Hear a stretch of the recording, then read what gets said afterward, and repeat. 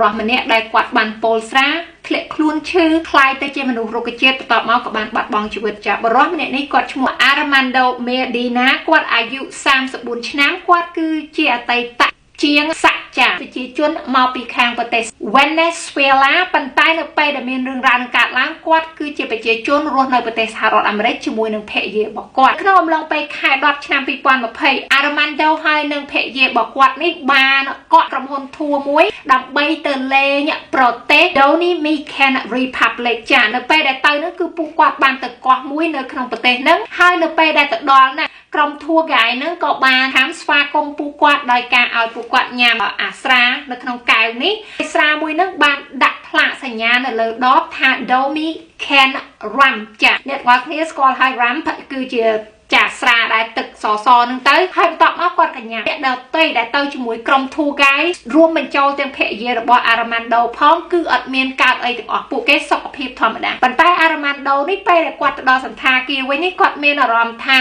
មានន័យថាក្តៅបន្តិចស្អុងបន្តិចស្អាប់ស្អួរបែកញើសប៉ុន្តែគាត់គិតថាប្រហែលថាគាត់អស់កម្លាំងអស់អីហើយអាកាសធាតុវាក្តៅជាងទៅគាត់ក៏គិតអីច្រើនតែឡើងគាត់បែរជាមានអារម្មណ៍ថាឈឺក្បាលហើយភ្នែករបស់គាត់រៀងស្វាង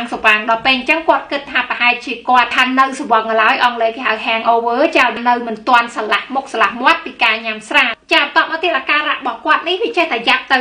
គាត់ពិបាកដកដង្ហើមហើយគាត់មើលអីអត់ស្អីឃើញទេហើយខួរក្បាលគាត់នេះឈឺខ្លាំងហើយបន្តមកគាត់ចង់តកួតចាប៉ុន្តែគេអត់ទាន់ធ្វើអីទេរហូតដល់2ថ្ងៃក្រោយដោយសារតែអាការៈរបស់គាត់នេះធ្ងន់ទៅប្រពន្ធរបស់គាត់នេះក៏បានដឹកគាត់នេះទៅបន្ទប់សង្គ្រោះបន្ទាន់នៅពេលដែលទៅដល់នេះពេទ្យក៏ចាប់ផ្ដើមធ្វើតេស្តបន្ទាប់ពីគេធ្វើតេស្តជាច្រើនដងទើបគេដឹងថា Armando នេះបានពុល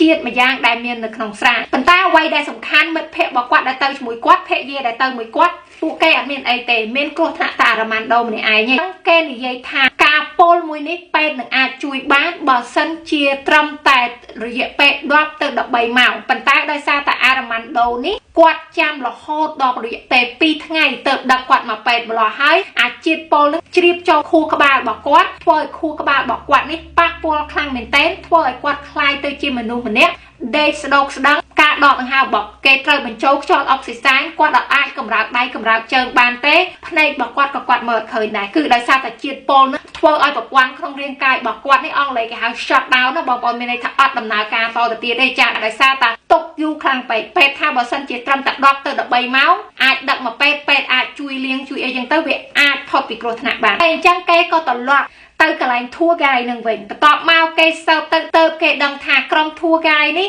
ទោះជាដាក់អក្សរ RAM ចានៅលើដបហើយក៏ដោយប៉ុន្តែគឺជាស្រាដែលពួកគេផលិតខ្លួនឯងអ្នកខ្លះគេផលិតស្រានៅផ្ទះខ្លួនឯងមែនប៉ុន្តែគេមានស្តង់ដារត្រឹមត្រូវថាគេមានដំណាក់កាលអង់គ្លេសហៅ step by step បន្ទាប់មកធ្វើទៅតាមក្របខ័ណ្ឌត្រឹមត្រូវស្រានោះមានជាតិពុលទេប៉ុន្តែអ្នកខ្លះធ្វើដោយសារការលោភលួនចង់បានស្រាច្រើនចង់បានឲ្យខ្លាំងចង់បានរសជាតិដូចស្រាដើមវាទៅចេះតែធ្វើនេះធ្វើនោះវាធ្វើឲ្យស្រានឹងคล้ายទៅជាស្រាម្យ៉ាងដែលមានជាតិពុលជំនួសវិញចឹងតែគេអត់និយាយទេថាហេតុអ្វីមិត្តភ័ក្តិរបស់ Armando ហើយនឹងភរិយារបស់ Armando នេះញ៉ាំស្រាស្វាគមន៍នឹងអស់គ្នាដែរប៉ុន្តែពួកគេមានបញ្ហាអីទេមានបញ្ហាតែ Armando គេគិតថាប្រហែលជាអាចមាន2ដបខុសគ្នាដូចថាមួយដបមួយដែលថាឲ្យទៅមិត្តភ័ក្តិនឹងប្រពន្ធអស់ចឹងទៅគេក៏ចាក់ដបថ្មីឲ្យ Armando ចាក់ម្ល៉េះហើយ Armando នេះគាត់កេងស្ដោកស្ដឹងនៅក្នុងបន្ទប់មន្ទីរពេទ្យចំនួន2អាទិត្យចាក់គឺអត់ដឹងខ្លួនទេអង់គ្លេសគេហៅថា coma ហ្នឹងគឺគាត់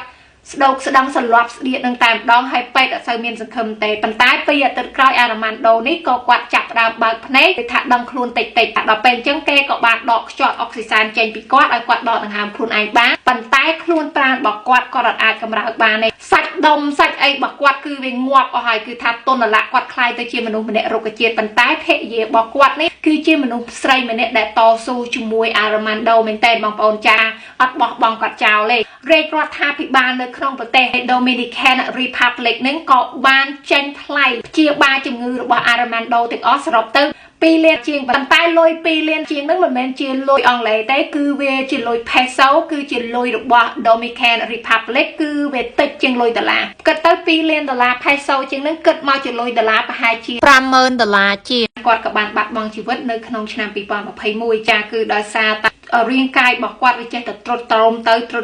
គាត់ធ្លាក់ខ្លួនស្គមមែនតើបងប្អូនមើលរោគទៅគឺជាមនុស្ស2នាក់ខុសគ្នាចាមុននឹងពេលដែលគាត់ទៅលេងប្រទេសហ្នឹងហើយ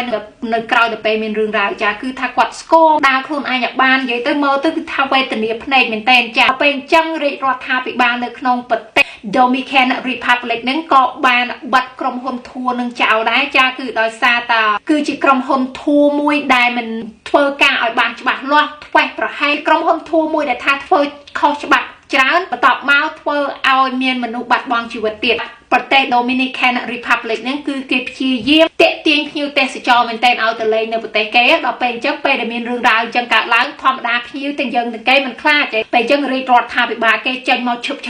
តែម្ដងបាត់ក្រុមហ៊ុនធួនឹងចោលអត់ឲ្យបើកតទៀតទេដោយថារាជរដ្ឋាភិបាលគេព្យាយាមបង្ហាញភ្ញៀវទេសចរផ្សេងទៀតនិយាយថាមិនអីទេអ្នកឯងមកចុះប្រទេសខ្ញុំច្បាប់គឺតឹងរឹងណាស់ចាអ្នកណាធ្វើខុសពួកខ្ញុំដាក់ទោសតាមនឹងអីចឹងទៅចានិយាយទៅពោមានទោះជាយើងសើបរយយ៉ាងណាក៏អត់មានថាប្រពន្ធឲ្យគេធ្វើឬក៏អ្នកនេះជួលធ្វើនេះធ្វើនោះគឺអត់មានទេចាគឺរបៀបថាវាជាឧបត្តិហេតុសុខបាយអស់គ្នាជំរាបលា